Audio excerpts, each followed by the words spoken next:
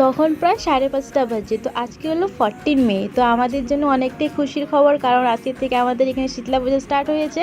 তো চলো তোমরা ভিডিওটা দেখতে থাকো। তো আমরা যেতে যেতে ফার্স্টে ডাব নিয়ে নিলাম, তো এটা তোমাদের সাথে শেয়ার করা হলো না। তো এখন আমরা পুজোর জন্য ফুল, বেলপাতা, দুব্বা এগুলো নিয়ে নিলাম।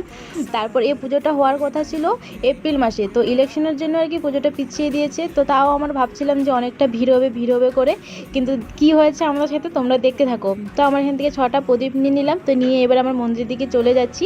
তখনও প্রায় মনে ভয় ভয় লাগছিল যে কি হবে, অনেকটাই ভিড় হবে নাকি, কিন্তু না, আমাদের ভাগ্যটা অনেকটাই ভালো ছিল, ভিড় অনেকটাই কম ছিল, কারণ আগে সবে দিয়ে চলে গেছিলো বলে আজকে আমাদের জন্য ভিড়টা কম ছিল। তো এখন আমরা চলে গেছি মন্দিরের সামনে।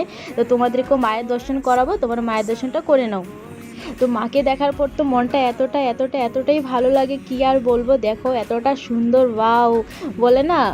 আর লাইনটা তোমরা দেখো মোটামুটি কমই ছিল, কিন্তু আমরা দেওয়ার পর লাইনটা অনেকটাই ভিড় হয়ে গেছিলো। তো আমরা গিয়েছিলাম 6টার সময়, তো তার জন্য হয়তো লাইনটা কম ছিল।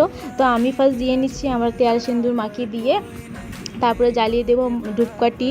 আর মোমবাতি জ্বালাতে দেয় না, তার জন্য ঘিয়ের বাতি জ্বালিয়েছিলাম। তো লাস্টে দিয়ে হলো মা ওরা সিঁদুর, তেল সিঁদুর খেলে নিচ্ছিল। তো আজকের মতো ভিডিওটা একটু পর্যন্তই। নেক্সট আরও ব্লগ আসছে, শীতলা পুজোর ব্লগ। Tata, bye bye.